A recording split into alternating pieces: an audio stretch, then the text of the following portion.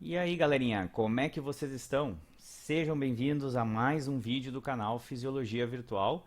Estou retomando a produção dos vídeos agora, peço desculpas por ter ficado tanto tempo sumido, mas com essa vida de quarentena, de dar aula de casa, eu acabei tendo que passar por todo um processo de adaptação que tomou bastante tempo. Então agora vou retomar a construção dos vídeos, se tudo der certo, lançando com mais frequência e atendendo os pedidos que vocês têm feito nos comentários. Então, para a gente retomar a produção dos vídeos, eu pensei em um novo quadro, já que a gente está vivendo um ano tão diferente, tão cheio de demandas.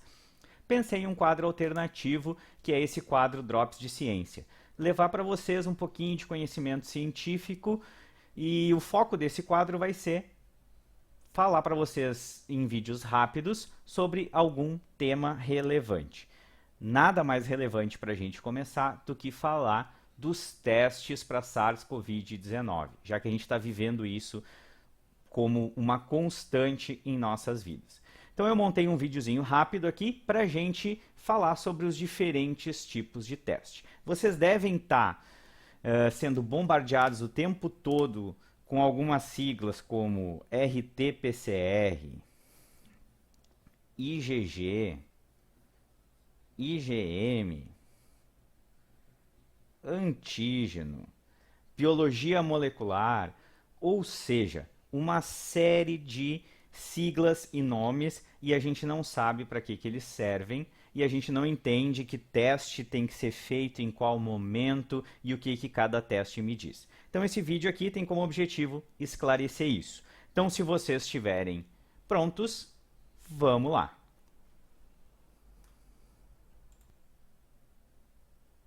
Então, a primeira grande diferença entre os testes, a primeira grande classificação que a gente pode fazer é entre os testes que são moleculares e os testes que são, vou colocar aqui em laranjinha, imunológicos.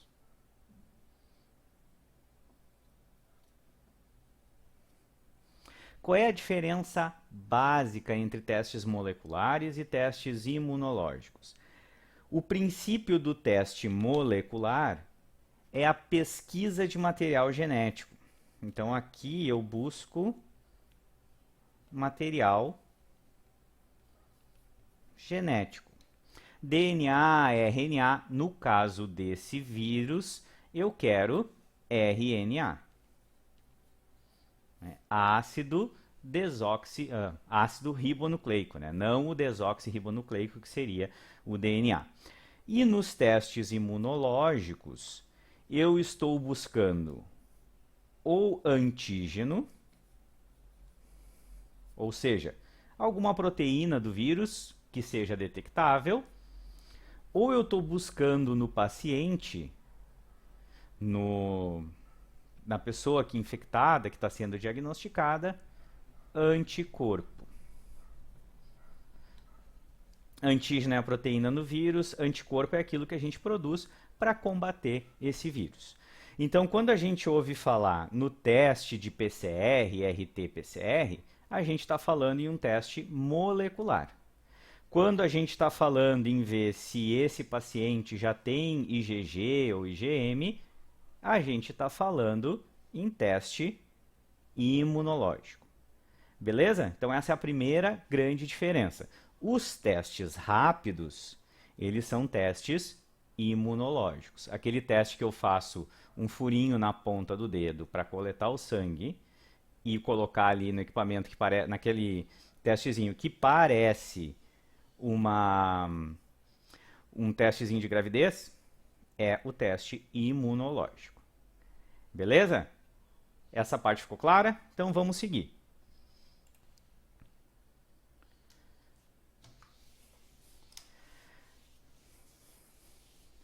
Uma segunda questão importante é se eu estou procurando a imunidade do paciente ou a presença do vírus. Então, os testes também vão ser classificados para imunidade versus vírus.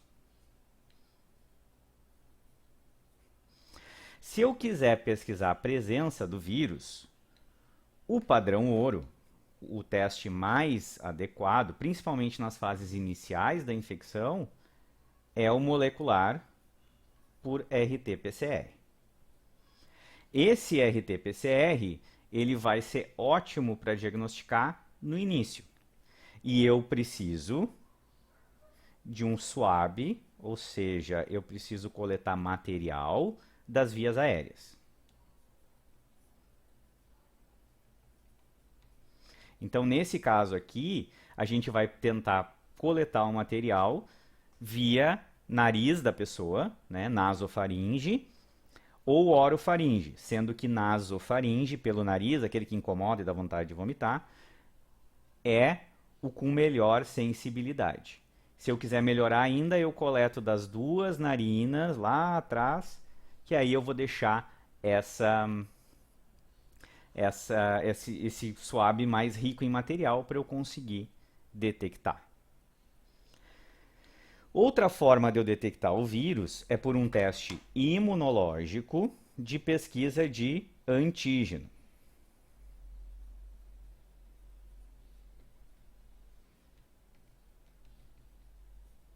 Então eu também estou pesquisando o vírus. E aí eu vou coletar também no lugar. Eu tenho que sempre coletar no lugar que o vírus está, né, pessoal? Então eu vou ter que entrar com algum tipo de coleta nas vias aéreas. Se eu quero detectar o vírus, eu tenho que pegar onde ele está em maior carga. Então vai ser sempre nas vias aéreas, porque esse é um vírus que tem tropismo por vias aéreas. Então eu vou coletar com o swab nasal. E aí eu vou fazer um teste que usa anticorpo. E esse anticorpo vai me dizer se eu tenho ou não os antígenos para o vírus ali naquele lugar. Esse aqui pode ser feito sob a forma de teste rápido.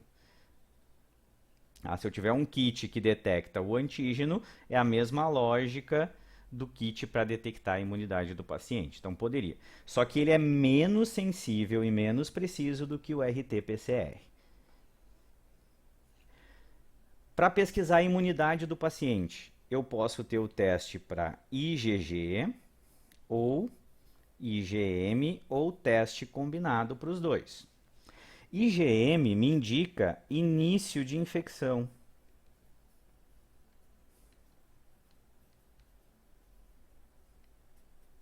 Enquanto que IgG me indica uma infecção que já está há mais tempo no organismo, porque a IgG é uma isoforma mais adequada para combater o vírus, né? Aquela imunidade que a gente quer quando a gente toma uma vacina é a formação de IgG.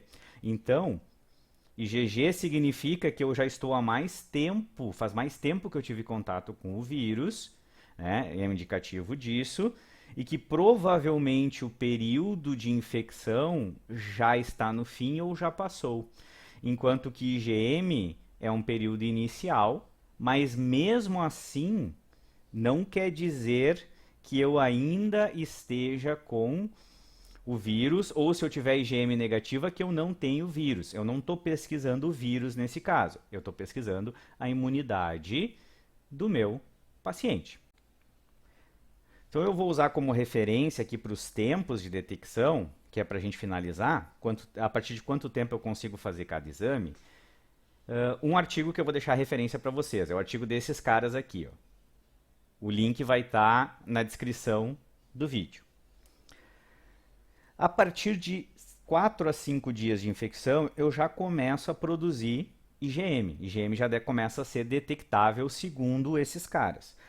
Só que entre 8 e 14 dias de infecção, a minha sensibilidade, ou seja, a minha capacidade de efetivamente detectar a infecção, ou seja, o contato com o vírus, né, não a presença do vírus, é de apenas 70%. E de 14 e de 11 a 24 dias de infecção, isso aumenta para 90%. Ou seja, eu já tenho que estar um bom tempo infectado para que eu possa levar a sério o dado de positivo desse teste. Então, isso tem que estar claro no processo diagnóstico, quando vocês forem fazer um teste desses, que existe uma janela de tempo para que esse teste se torne mais adequado para a detecção. Beleza? Quando eu falo de RT-PCR, o momento ideal para se fazer ele é ao final da primeira semana de infecção. Posso fazer antes? Claro, posso fazer antes. Mas eu tenho pico de carga viral ao final da primeira semana de detecção. E aí eu entro na mesma lógica para a pesquisa de antígeno. Então, se eu estou querendo fazer um diagnóstico precoce da presença do vírus, eu tenho que usar o teste molecular. E o teste molecular, ele, como a carga viral é intermitente, segundo esse artigo, ele pode dar um falso negativo. Então, um teste molecular não é, principalmente se ele der negativo, não é indicativo de que tu está totalmente ausente do vírus. O ideal é repetir esse teste depois de algum tempo. A pesquisa do antígeno não é tão precisa quanto a pesquisa pelo RNA do vírus. Então, o teste molecular tem uma sensibilidade bem maior do que a pesquisa de antígeno. Então, de forma geral, como é que isso dá na prática? A pessoa começou a apresentar os sintomas e precisa, por exemplo, saber se está ou não com vírus para se tomar alguma medida de isolamento ou para poder justificar sua ausência no trabalho, etc. Faz o RT-PCR.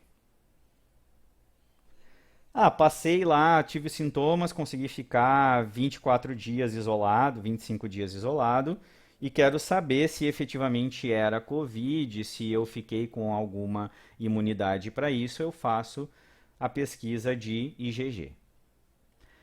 Existem diversas formas. Existe teste rápido, existe um teste laboratorial que é feito por ELISA ou por quimioluminescência para eu detectar. Então, ainda dentro de cada tipo de teste existem diferentes metodologias. Mas, em resumo, é isso, tá? Detecção precoce e detecção da presença de vírus, padrão ouro é teste molecular.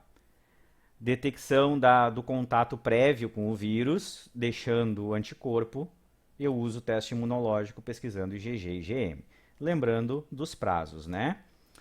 Aqui, do início dos sintomas, eu já consigo fazer, mas se der negativo, não quer dizer que eu não tenha o vírus, né? A gente tem problema de coleta, problema de transporte, então sempre é bom observar a clínica e associar com o exame. Beleza? Espero que vocês tenham gostado. Tá? Me sinalizem se esse quadro foi interessante para vocês, para que eu continue produzindo ele, pensando em novas coisas para a gente discutir aqui. Certo? Então, dá o like, põe nos comentários. Se o quadro tiver uma boa receptividade, a gente segue com ele discutindo assuntos do dia a dia envolvendo ciência da área da saúde. Certo? Bons estudos, nos vemos no próximo vídeo.